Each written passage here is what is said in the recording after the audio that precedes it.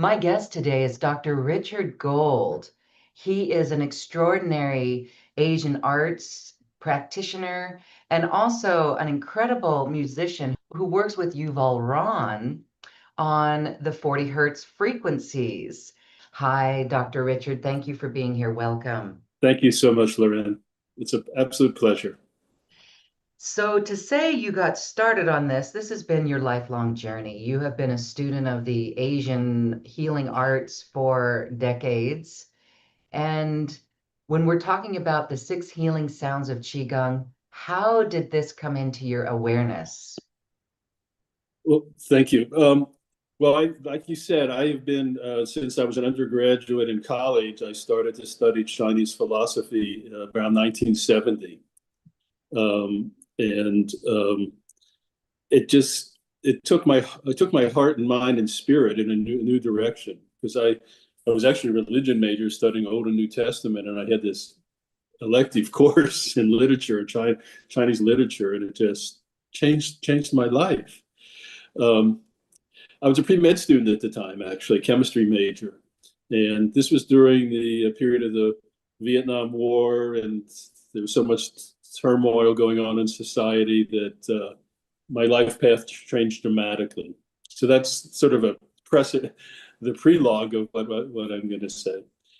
Subsequently, I was in the first wave of people that studied traditional Chinese medicine and acupuncture in the United States. I went to the first state-approved school of Chinese medicine, which was in Boston, Massachusetts, called the New England School of Acupuncture, which thankfully is still in existence. And was every day I sat in that class, I was so grateful to be there. The headmaster, and the school was approved because of the authority of the headmaster, Dr. Tinyao So, Dr. So. And it really drew together because there was an interim there. I went from 1970 to 1977 now. There was an interim there where I didn't know what I was going to do with my life. I was living out in the woods of Kentucky as a hermit. I was devoting my life to yoga and meditation and organic agriculture and actually tree forest maintenance on the land I was living on. And one day I wake up from a dream and all I want to do is study acupuncture. I had no reason to understand why that came. Probably your audience would understand it more than most audiences. What was that dream? Do you I don't recall? remember the specific of the dreams, but I remember when I walked out into the woods upon awakening, because I didn't have indoor facilities. The dream was it surrounded and fused me. Um, and and I knew the word acupuncture. I'd studied some Tai Chi already, and I was familiar with the word. And Richard Nixon had recently gone to China, and they'd been written up because a Pulitzer Prize winning journalist named James Reston of the New York Times had an emergency appendectomy and had post-surgical acupuncture for pain. And so I knew the word. It wasn't like totally foreign to me. And but the idea of studying acupuncture, especially at that time, Lauren, there was no career in Chinese medicine. There was no profession in this country. But fortunately, by another fortuitous event, I found out about this school because there was no internet, obviously, then. And I was living out in the woods, and I just happened to go back to Cincinnati, Ohio, where I grew up to help my parents move. And I stopped at the only vegetarian restaurant in the city at that time and was reading the macrobiotic newspaper, waiting for my undercooked soy burger to arrive. And I see an ad that says announcing America's first state-approved school of Chinese medicine. And in that moment, again, I knew my life was about to change. I'd been living on the land for 5 years and had actually learned how to be comfortable there and survive. So I moved to Boston and I studied Chinese medicine and acupuncture. Graduated in 1978, and then my whole career since then has been weaving in and out of that. Never too far. Became a teacher, and I helped found the Pacific College of Health and Sciences, based in San Diego, and campuses in New York and Chicago. So it's really been my life. So to your actual question, now, which is embedded in Chinese medicine, is the six healing sounds. Now, not necessarily the Qigong part of it, but the earliest text of Chinese medicine, which dates from about 236 BC, called the Yellow Emperor's Classic of Internal Medicine in Neijing. Each of the elements, and I can go into this a little more, is needed. Each of the elements was assigned a sound and a tone and a key. Furthermore, the Chinese character for medicine is two parts. One part is related to herbs and nutrition, and the second part is related to music, sound, joy, and delight. And these were the components of what was perceived, because the characters tell the story in the Chinese language. This is what the word for medicine encompasses. It doesn't say anything about acupuncture. There's a dominance of acupuncture in the idea about what Chinese medicine is in the West, but it's really just not really just. It's a powerful technique of Chinese medical. But Chinese medicine is a complete system of medicine, and I'd like to add at this point, it's rational, it's logical, it's based on a different rationale and a different logic than the Western perspective. So here it was. Each of the elements already had a tone, and a key, and a sound related to it. And then it became more formalized in about 420 AD, when this idea of the six healing sounds emerged as a practice, as a contemplative and a healing practice. And at first it was just sounds, and they're simple sounds that we can go through them today, and anybody can learn them. It's not, you could do it when you're walking your dog or in the forest, or But then about 500 years later, 500 to 800 years later, actually, some simple Qigong movements were added. And what we know now is when the more of your systems that are involved in a practice, the more profound its efficacy can be. And so now we have the six healing sounds, Qigong. Okay, thank you for sharing that. So I just want to say the synchronicities that came in your life and the way this unfolded. Have you contemplated in all your yoga work, lessons, teaching? Have you contemplated a past life working in Chinese medicine? Interestingly enough, yes. There were times earlier in my career when I would watch my hands doing my needling, and they felt like they weren't necessarily this current edition of me hands. And another thing, which is astounding because it's come back, and I'll explain why it's come back, is early in my career, I was treating a man, an insurance executive who came in a suit. I mean, he didn't feel spiritual or new age, because we shouldn't make those judgments about people at all. And I set the needles, and I like to leave patients in their own space with a gentle, harmonious environment, and playing music, which segues into our discussion about Yuval a little later.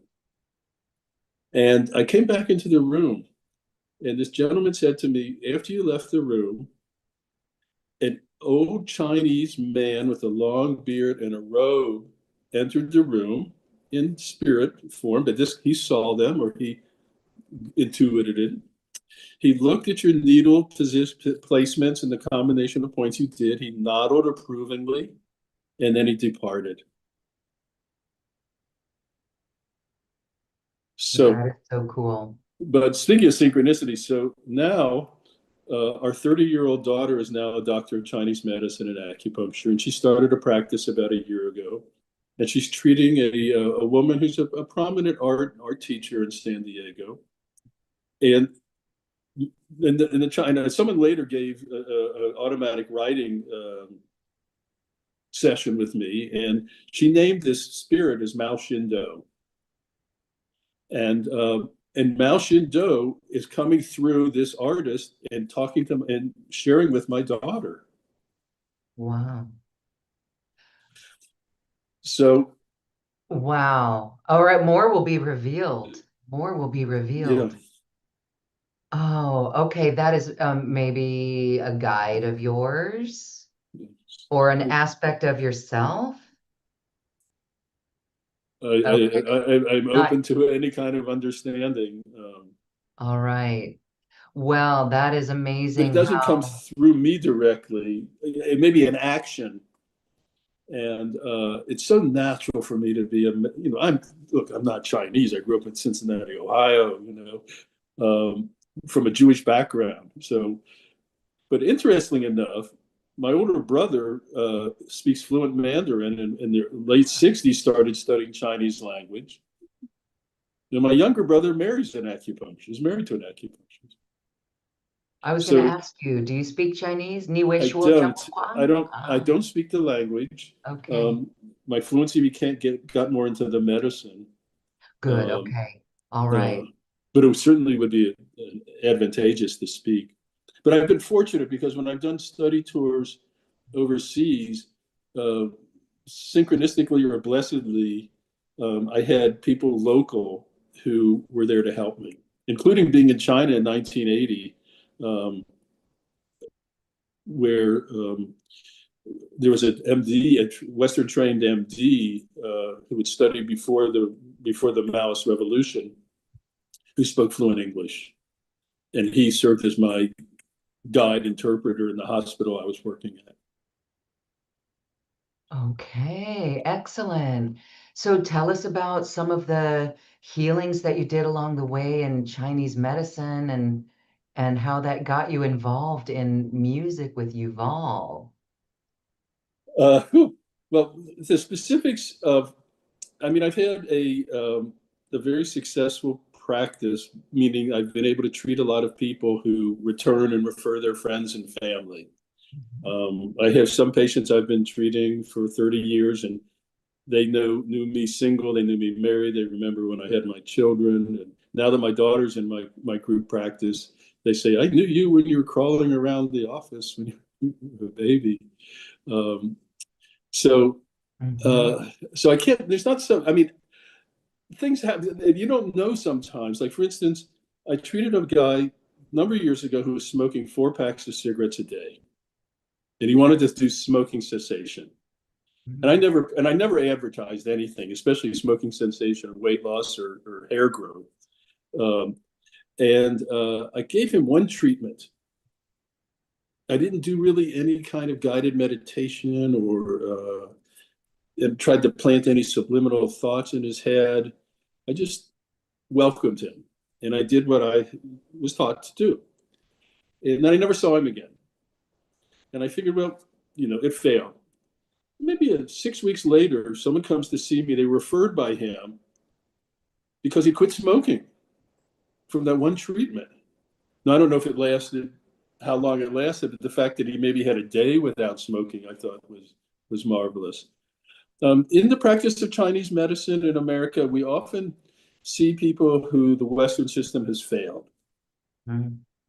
People on multiple medications or sent home for whatever reasons we can't help you, or so there's just that I've been able to sustain the healing practice, which is very fulfilling. I mean, I love going to work. I don't even want to call it work. Going to my healing place, and so with that in mind, so back to how Yuval and I, the synchronicity of Yuval and um, I where did the story begin? It's sort of a circuitous route. I developed some subspecialties within the East Asian medicine, where I did a study tour in Japan, and without planning it, I was able to meet a Japanese shiatsu sensei who accepted me as a student and taught me his unique style of work, which is which I has a book. I have a book of that work. It was published by a publisher in England. And then that was in 86. And then in 88, I made my first trip to Thailand. And I was going to Thailand to be immersed in Buddhist culture and food and yoga. I'd never heard of Thai massage. And at that time, I had been the senior faculty and the president of a very highly regarded massage school here in San Diego. And I had Massage Magazine subscription, and I always would look through it and look at the ads. And I'd never heard of Thai massage. This is 1988. And I got to Thailand, and I met a former student from the Chinese medicine program who was living there. And we met in Bangkok, and then he said, we really need to go to northern Thailand. I thought I was going to southern Thailand. He said, we need to go to the north because the north is the deepest Buddhist cultural environment in the country. And in the winter, it has fabulous weather too, great food. And we were in a tuk-tuk, a little motorcycle taxi, and I see in the back of the driver's seat, it said Ancient Thai Massage. And so we looked at each other, and we had the driver go there before we looked for a guest house. And in my luckily it was a really lovely place, very high quality environment, and the practitioners, and not to say other places aren't very nice, but this was very wonderful that it was so nice. And one of the first things they say is, do you want 1 hour, 1 hour and a half, 2 hour, 3 hour session? At that time it was $4 an hour. So I'm getting a Thai massage. My buddy and I are in the same room, and they're practitioners. And again, I never had Thai massage. At a certain point in that treatment, I had the most profound meditative experience I've ever had. And I had studied, done a month-long Thai, at least a month-long Theravada Buddhist retreat in 1970. Around the same time, all these things changed for me. It was so profound. And subsequently, I learned that what we call Thai massage is actually part of traditional Thai medicine, practiced by monks. Historically, it was practiced in the monasteries. And it's considered a spiritual practice because it embraces the four divine states of mind of Buddhist philosophy. Furthermore, if you've never had Thai massage, anyone listening, it's having advanced yoga done to you very, very slowly when it's done northern style. And at one point, I opened my eyes, I looked at my friend, and I don't know if I said it out loud, I said, where is my body? Because I had been wrapped into an advanced posture I didn't think I could get into. It was just, and because you move slowly, and as a practitioner, you're very sensitive to it. Because you're supposed to be in a meditative state when you practice it too. So a seed was planted in my being about this Thai massage. And I had a lot of sessions. I had no idea. And I tried to communicate. I didn't have a translator there. I tried to communicate about where were you learning this, because in different places, the massage always had the same flavor theme, but it was done just slightly differently. Sometimes they'd start at the head, sometimes at the feet, sometimes lying prone, sometimes supine. A lot of variation. After a month in Thailand at that time, and then a couple of weeks in Bali, I went off to New Zealand to visit with a naturopathic friend of mine who I'd met. And he had turned his house in Auckland into a healing center. And one of his practitioners was a physical therapist practicing Thai massage. So I said, how did you, what? And so she showed me the name of the school. And actually, I'd gone by it because it's down an alley. It was quite near where I had my first session even. So I wrote a letter, physical letter, put a stamp on it. And I found out that they had courses for foreigners, like she had told me. And so less than a year later, I'm back in Thailand, enrolled in a Thai massage course. Amazing experience. I rode a bicycle to the school. I went to the night market every night and had delicious food. I was the only American in my cohort, and amazing experience. And so at a certain point, I talked to that teacher spoke English. I said to him, I want you to know actually that I'm a president and a faculty member of a massage school in California, and no one knows about Thai massage in the States at this point, at least not publicly. Turns out there were a few sales of people happening. I said, would you give me permission to video you doing this work so I can have some material? And at that time, the workbook we used were just line drawings with no explanation. It was transmitted orally like Buddhist culture. So it was all voluminous notes, and hopefully you got it right. And he welcomed the idea. And then before I left Chiang Mai, I said to him, would you consider coming to America as a guest of our school and help spread this magnificent art, which happened a few years later. This is all going to come back to Yuval in a sense. So I started, I brought my senior students together to start practicing, and we started to develop the language of teaching massage that's familiar, anatomically based massage and indications, so that Western students could grasp it. Because not everybody's, and I wasn't qualified yet to teach really. So we worked our way and we developed a whole protocol based on what I was taught in anatomical massage teaching language. That subsequently became a book that was published by a company called Churchill Livingston, and then the second edition was by Mosby Press, Elsevier, and then Mosby, which has a nice position in teaching and publishing in massage. So back to we're doing a circuitous route. So I sent that book to a place called Esalen Institute in Big Sur, because Esalen, I imagine a lot of your audience is familiar. It's an amazing retreat center on the cliffs of Big Sur with hot springs. Nude hot springs, I might say. Yeah, it's some legendary people have lived and taught there. Amazing place, and it's still standing. Thank God, because the cliffs have fallen all over it. The cliffs original and fires. Original bathhouses were destroyed. Yeah. So it really fit into their model of meditation and body work and body awareness, spirituality. So they accepted me as a teacher, which subsequently I taught there for 15 years in a row. Wow. And then when the momentum changed, when the road was closed both north and south, and Esalen went into hibernation for a little while, and then they changed their model. They don't teach anything that's not really Esalen massage in the massage realm now. So those 15 years, 1 year, Yuval Ron was there, teaching a course with the neuroscientist Mark Waldman on sound and neuroscience. Oh, wow. And I was teaching my course on traditional Thai massage. Now, interestingly, because everybody eats in the same dining room in Esalen, in the baths, Yuval and I never ate together. We never were in the bath together. We had no contact till the last day by the lodge. He's Israeli, my wife's Israeli.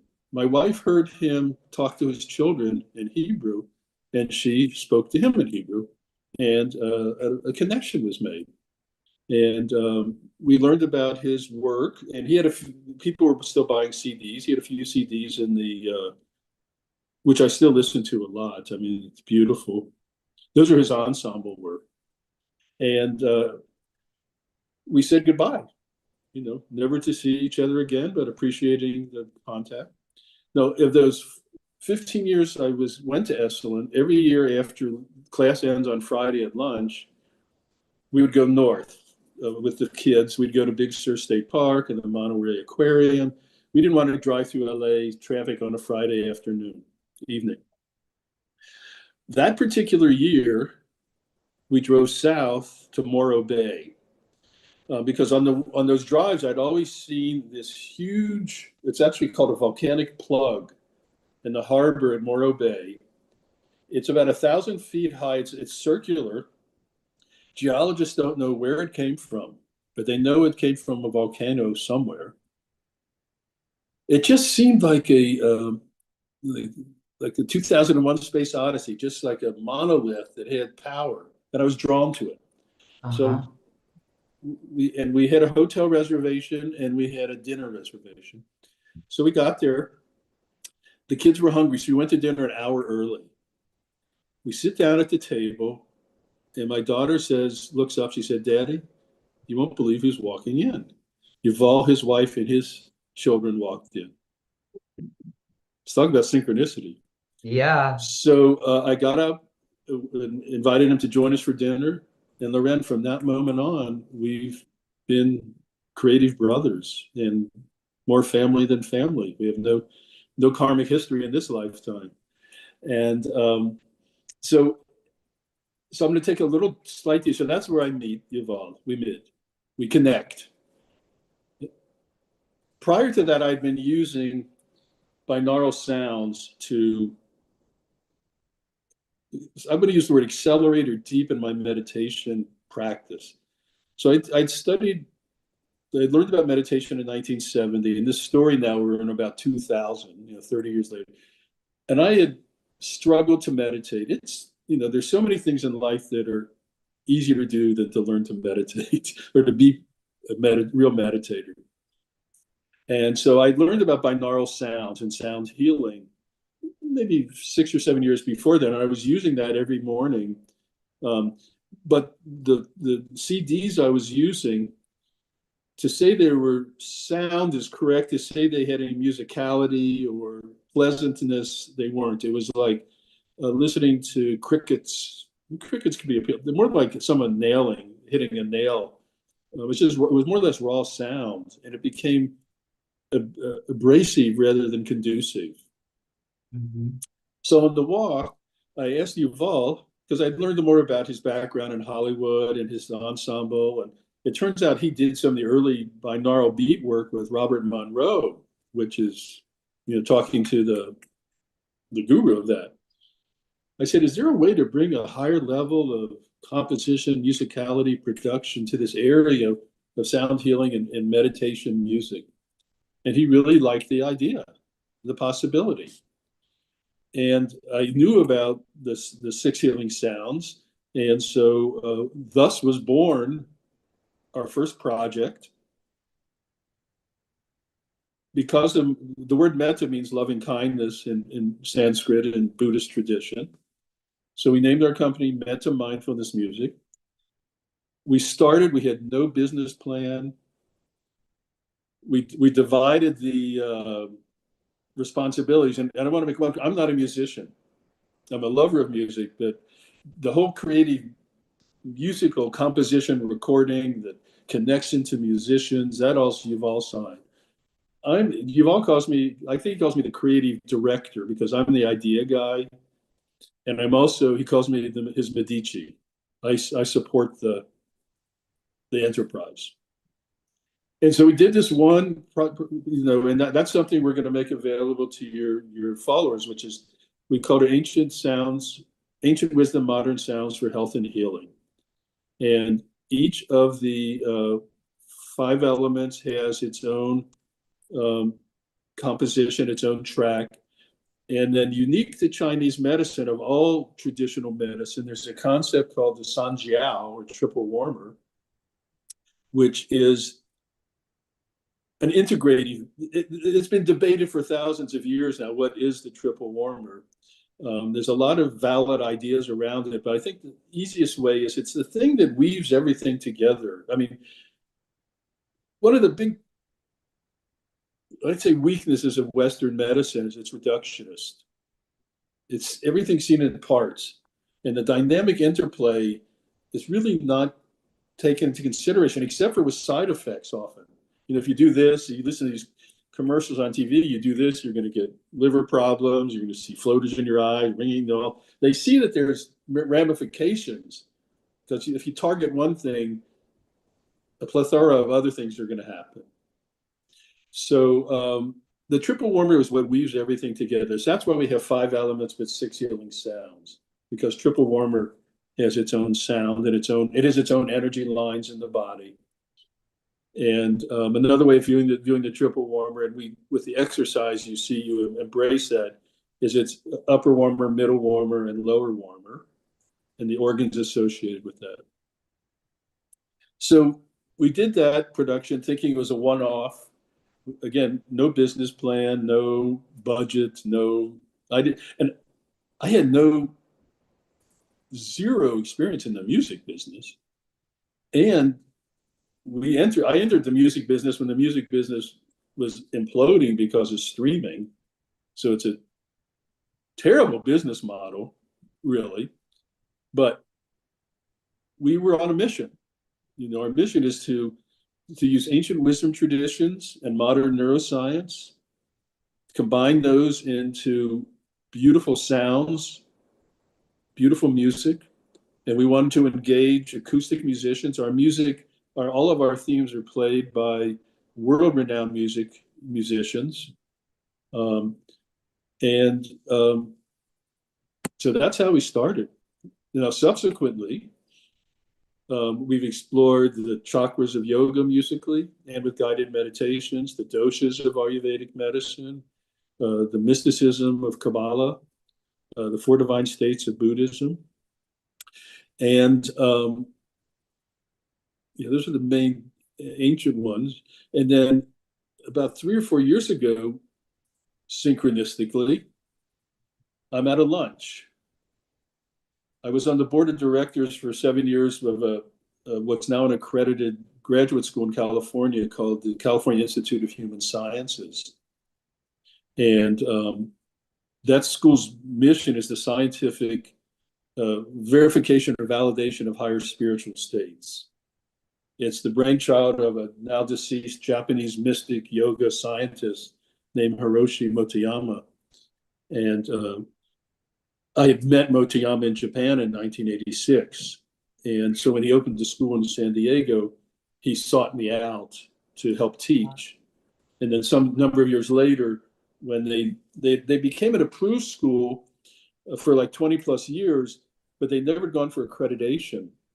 And then they found out that their most populated department was psychology, and to teach psychology for people to be able to become go for licensure, they needed to become national, state, and regionally accredited. So they brought me in because I had experience with the acupuncture schools and accreditation. So I served on their board for 7 years. We did some research there too. So, and Yuval and I have both done some teaching there. So I forgot why I went off on this tangent. Oh yeah, now I know. So I was on the board. The president of the school asked me to join him for lunch one day. And I did. And at the lunch, there's the man who's now the president of the school named Jeffrey Martin, who's an amazing person you might want to interview one day. And a man named Sanjay Manchada, who's a Indian native, who's a sound healer. He's a therapist, amazing guy. And we're sitting next to each other. There was only about 5 or 6 of us at the lunch. So it was an intimate lunch. And we were talking about sound healing, and I talked about how we're using brain entrainment and isochronic beats, and we were working to get people from beta into alpha, theta, and delta. And we were getting wonderful feedback about that. And Sanjay turns to me, he said, "Are you familiar with 40 hertz gamma?" No idea. In fact, again, this is not, gamma wasn't really talked about, especially in the meditative community. I think probably in the mystical psychic community it is, because now that we know, a lot of times when people are channeling, they're in gamma. Yeah. That's where the sort of global network of consciousness seems to reside, is more in gamma, which is the fastest. Where down in delta you're at 3 to 7 hertz, and gamma you're at 30 to 120 hertz. That's beats per second. And within that wide range in gamma, 40 is this incredible sweet spot where something happens in consciousness which is remarkable. Now, Sanjay mentioned this to me, and he pointed me to research coming out of MIT, where in animal studies, where the animals bred to have dementia and Alzheimer's, they exposed them to 40 hertz sound and light. And again, here the sound, which is raw sounds, it's like a deep bass, a rumble. And after a period of time, and we know now that in like 40 minutes a day for 40 days is when real brain neurogenesis is happening in the brain. But with the animal studies, they had noticed cognitive improvement in mazes. And then when the next stage of the research was to do brain examination.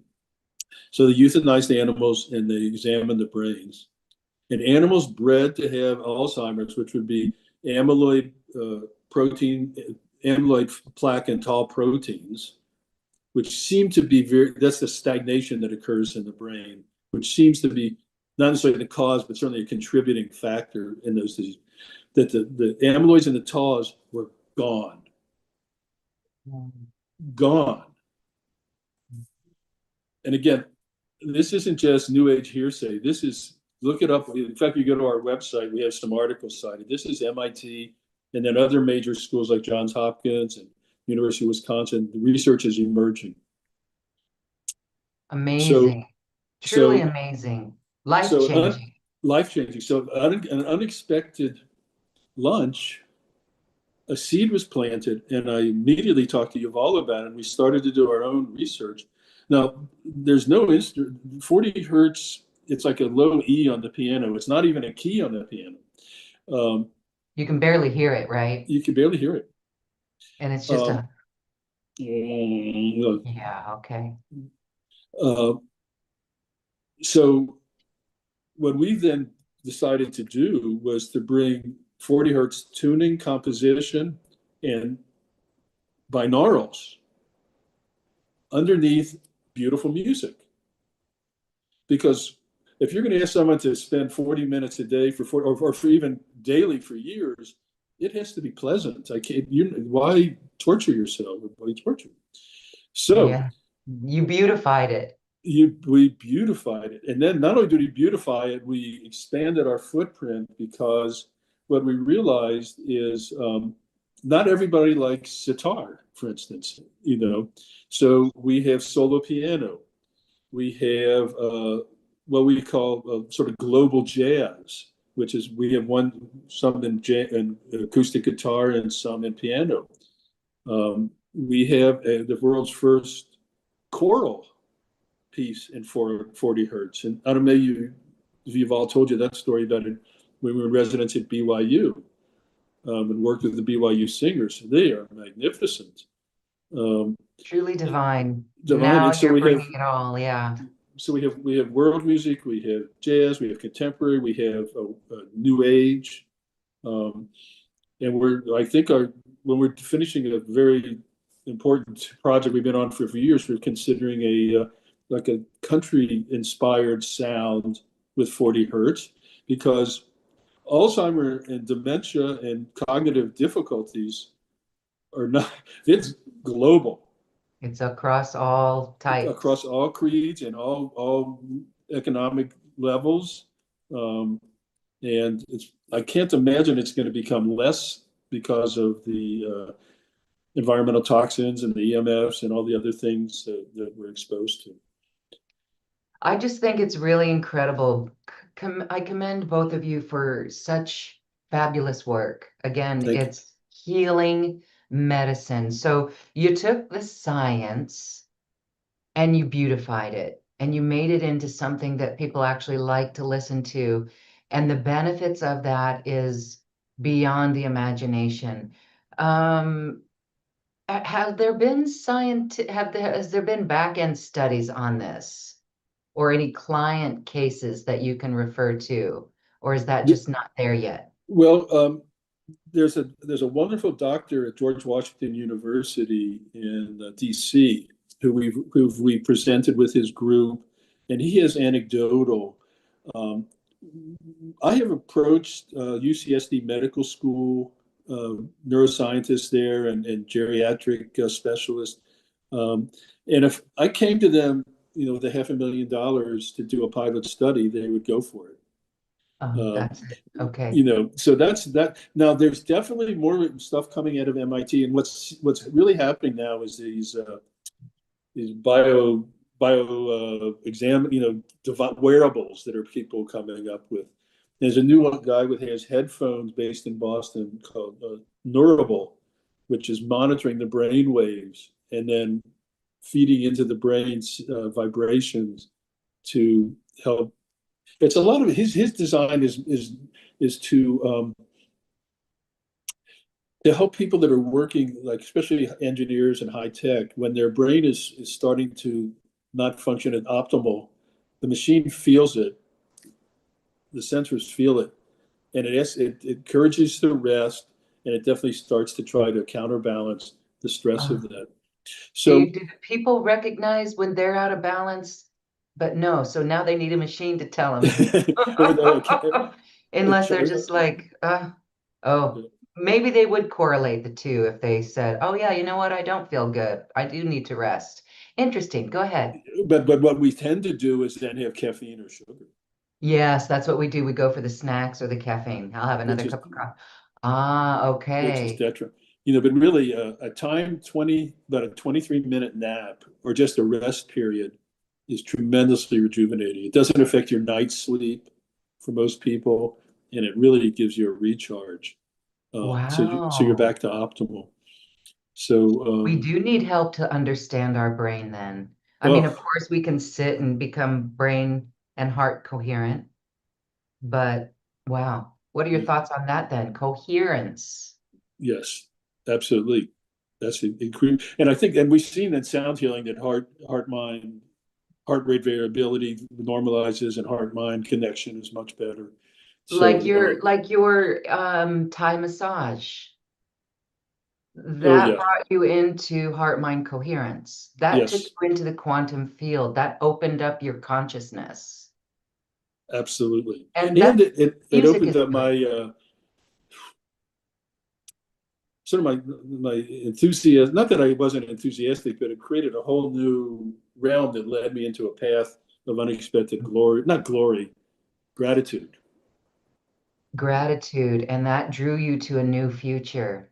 Yeah, That you were engaging in the quantum field and um, creating a life instead of not liking a life, or instead of ruminating on your life, right? yeah, You yeah. were, that's fascinating. Okay.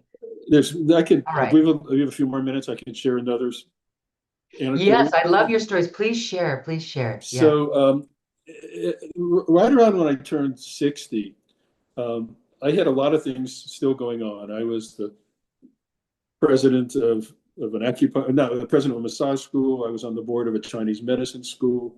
I had a private practice. I had a lot going on. Not too much, but plenty. And then I'd been at that level for a number of years. But I always had a Tai Chi practice, and so I wasn't burnt out. But I also I didn't get married till I was 40, and I had kids in my mid and late 40s. And I realized that I wasn't feeling like I was going to die. I wasn't anything like that. But I realized if something happened to me, I had all these balls in the air that I didn't think were the right thing to throw at my wife or my kids. So I started to divest. A former student took over the acupuncture business clinic, which is a big operation, a wonderful place to work. It's a big operation, but a wonderful healing environment. Um, the acupuncture Chinese medicine school was acquired, and so I was off the board there, and then weaned off the faculty. And the massage school, I got out of my ownership interest, and I continued to teach a little bit, but I wasn't on the board or leadership or anything like that. But I was still teaching, I was still treating. But I mean, I grew up in the 50s when fathers didn't necessarily have dinner with their kids every night or didn't pick us up at school so I really, I love being a parent. I mean, it's been wonderful. Because it could have passed me by. I didn't get married till I'm 40 and, yada, yada, yada. So around that time, my wife goes to see a mystical rabbi who does readings based on the strokes of your name in Hebrew. Very cool. I wasn't there, you know. So he gave her the reading, and then towards the end, he said, "There's something about your husband I want to tell you about."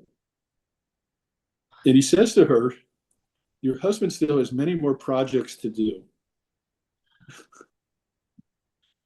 And I was at a place of, and soon after that, I meet Yuval. Ah, yeah. So I was, the field It's was, an encore. It's an encore career for the you. field was prepared, and it's really like I said, it's not a good it's not a good business at all, and but it's a source of such joy and pleasure and the impact. Again, I've taught for The many impact. years. See, this is a new earth business. You're doing this for service to humanity. Absolutely. And that's the difference. And that will pay off for you. That you don't do it to go into it to make the money. No, No. that's not why you do it. The money's a byproduct. Yeah. And we have some commerce, but the streaming Yeah. services you get 0.007 per stream, and unless you're a huge artist, having a million or billions of streams, it's not viable. Um, but no, we're in it. We're continuing to produce. I've committed to Yuval. We're just getting, as long as we love working together. We meet every week online because he's in LA and I'm in San Diego. We do get together some, but we meet every week, and we're cooking up projects all the time. And he's actively teaching. He's younger. He still loves to travel. He's got an aggressive travel schedule coming up of teaching and performing, and but we're in it. And again, what you just said is so perfect. The rewards are so far beyond a monetary, and it's just such a pleasure.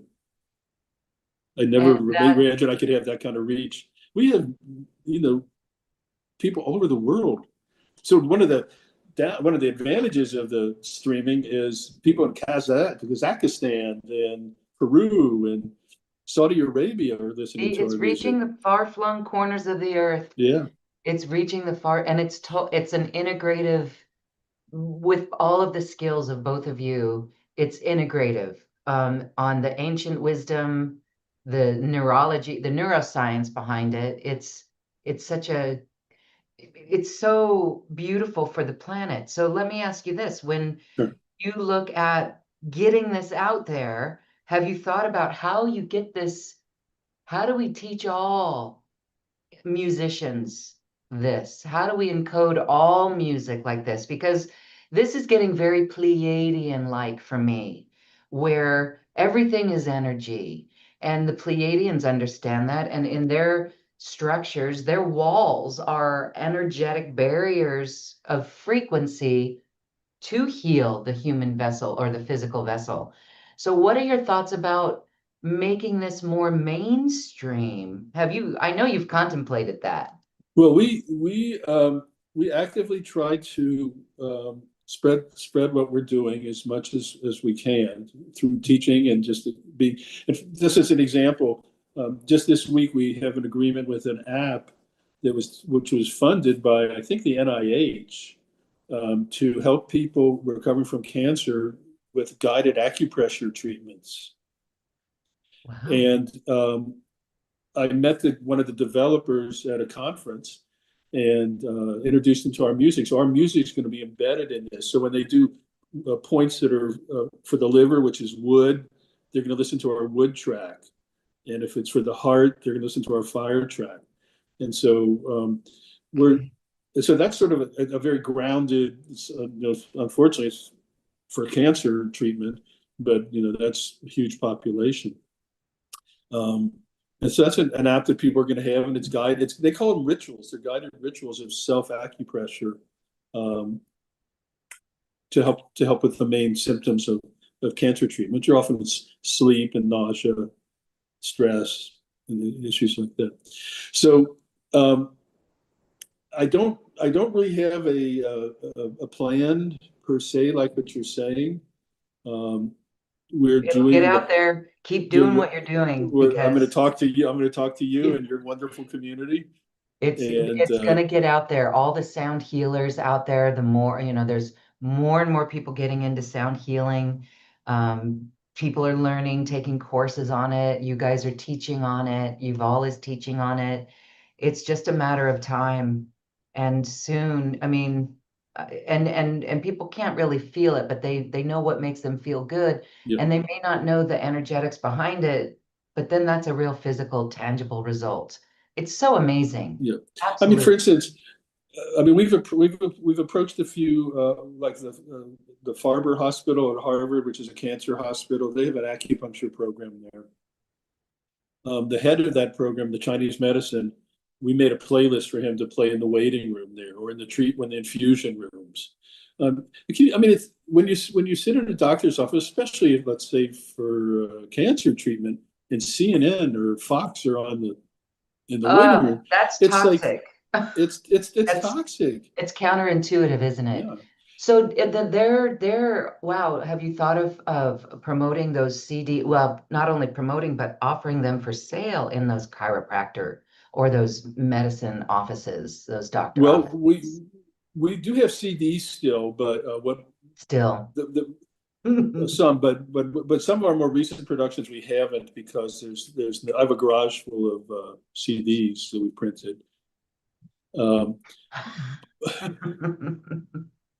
but we really want to have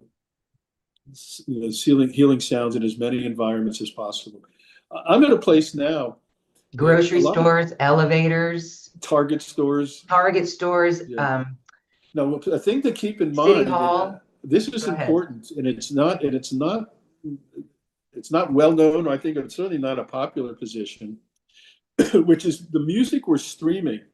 The vast majority, probably 90 some percent of it, are MP3 files. And an MP3 files, it's a brilliant technological advance. You can have 10,000 songs on an iPhone, but the MP3 technology strips data from the Lossy. file. So that's why you can download a song in, matter of seconds, or an hour-long thing in a minute or so.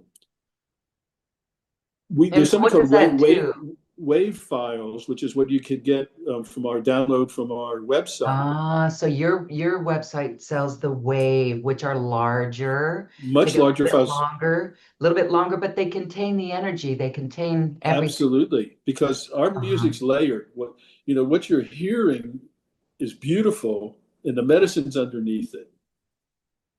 So the MP3 technology strips out what they feel is not essential for the musicality, Yeah. but it's going to degrade the potential, like we do with food in the Western world. Hmm. It looks good, it tastes good, but it's vacuitous of nutrition a lot of the times. Not only is it vacuitous of nutrition, it's often very toxic.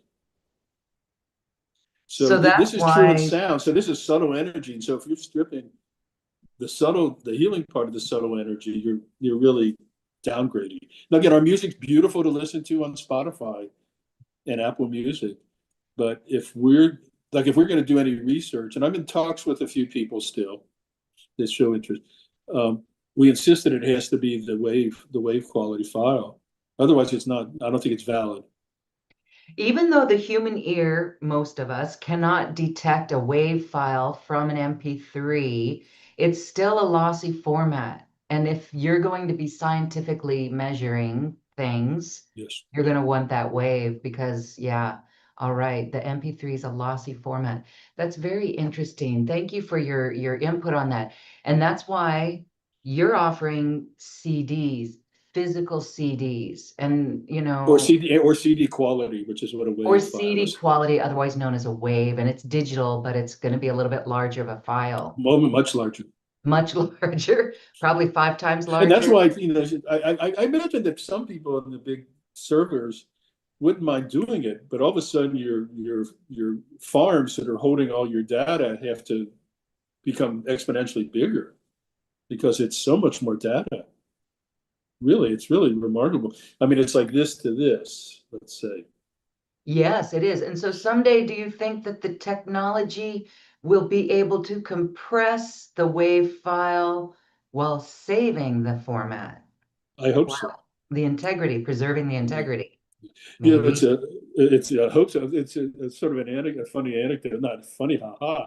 But I recently had a Zoom call with the head acupuncturist at Apple up in Silicon Valley. They actually have a very futuristic program for health for their, Okay, good. and Wow. so for the engineers and the people that work at the in Cupertino and their families, they have access to this medical. They have 12 acupuncturists on staff there, and so and a lot of them are the engineers. So I dropped this idea about quality music and stuff. So we'll see what happens, because it's going to have to come from players like that. Big, big, Yeah, big. and you're making great headway. I just want to say kudos to you. Absolutely kudos to you and Yuval Ron and all the people who are interested in this, all the sound healers that understand this, that get this. And then we, the people, are the ones that experience this when we access the CDs, whether it's for the 40 hertz or the healing sounds of Qigong. We notice how peaceful and harmonious our life is. That's us. Everything is energy. And this music is, how would you describe it? It's almost like it's acupuncture of music. It's definitely healing vibrations. But I wouldn't squirrel it into just acupuncture because we have the Ayurvedic and we have the Kabbalistic. We have different Ah, traditions, which all have their own importance and beauty and magnificence. One thing I haven't mentioned, which I think is important in this discussion, is we did make a whole program we call Kids Sanctuary, mhm. where we created very beautiful music, but it's not complex, but beautiful.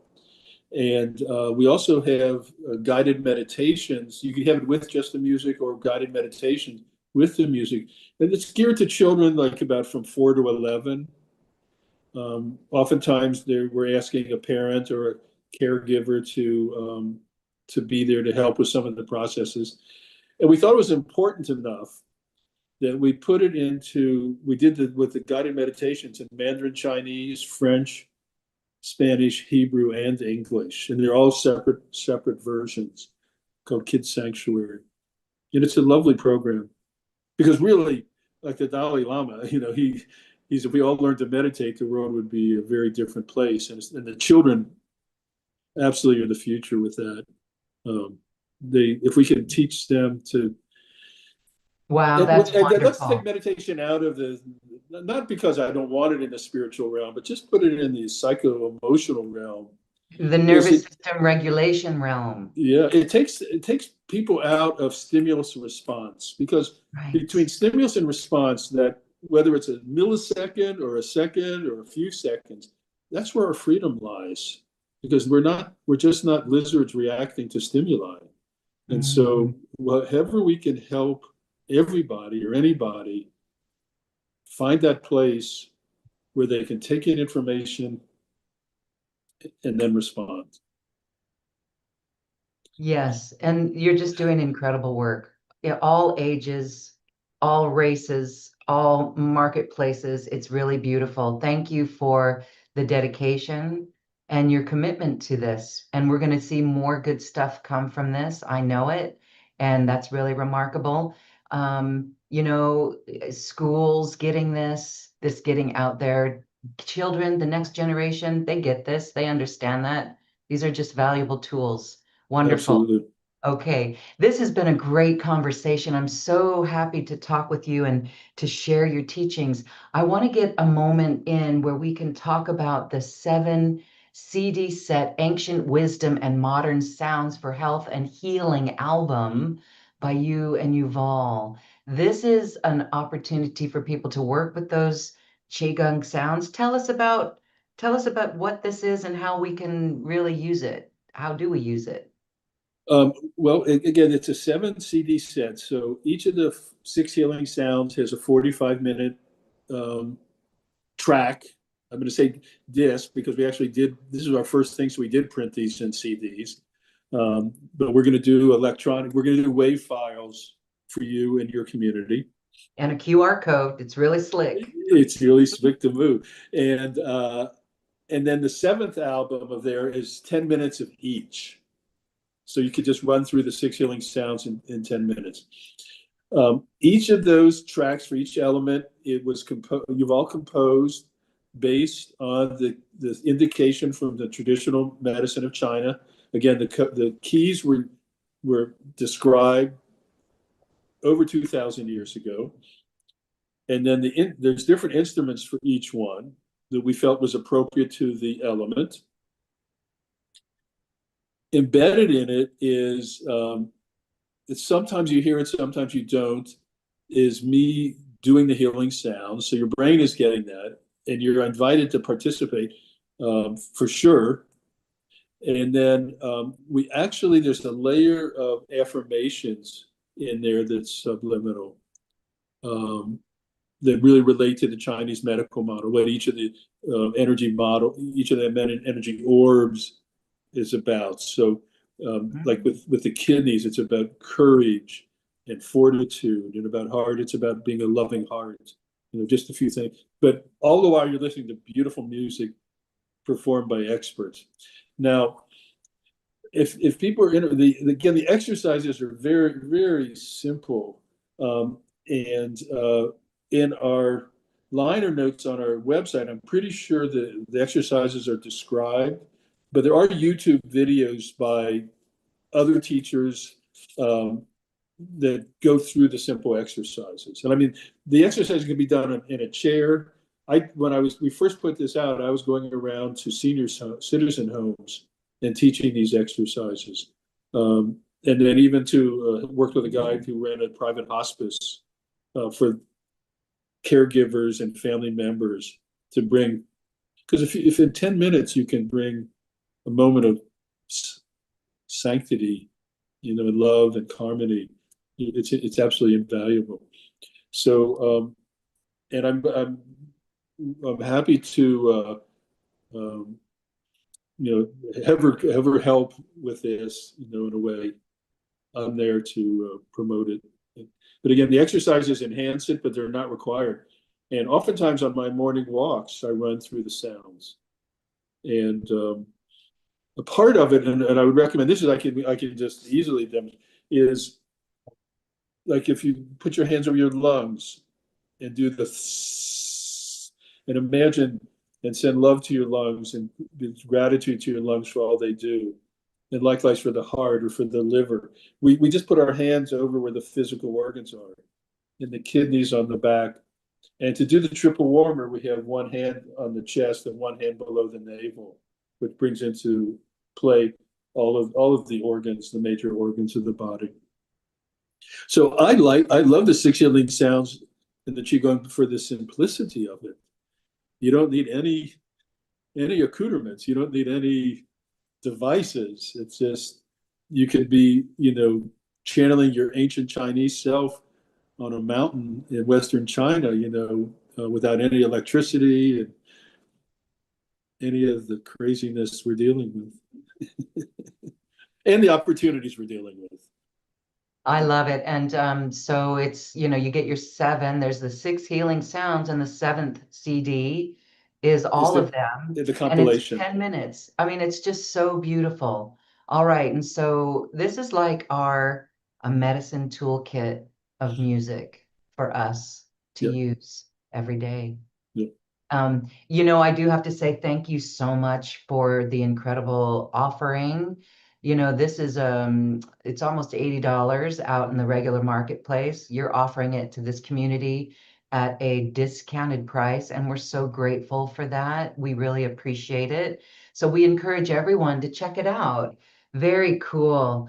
Dr. Richard Gold, I am so honored to chat with you and your wealth of vast information and your storied history of your career and how you're doing this now. And I know there's more wonderful things to come from you and more beautiful research to come from you. And we're just so grateful. So as we say goodbye, your thoughts on the future of when you look at the earth and the work that you're doing for the earth, share what you see. It's been said many times over the years. I mean, Tesla himself, not Musk's company, but that the future sound is the future of healing. Vibrational healing, resonance is the future in healing. And Nikola Tesla, okay. The real guy, Nikola. I think Einstein said something similar to that matter. It's just we have to wake up and recognize that we're chasing the wrong dragon right now, in just acquiring power and wealth and dominance. That the true thing is cooperation. This is a sort of an anecdote to that too. Is recent research came out is like, what's the best stress reduction thing to do? And it's not to say that massage and acupuncture and chanting aren't wonderful, but the key thing is being part of a community where you're giving. That's the key thing that reduces stress. This is not new age, this is research that's been published. And so, and we know how powerful placebo is, just positive thinking and positive thought, the potentiality of thought. So the information's there, but we're being inundated by so much fear and anxiety and divisiveness.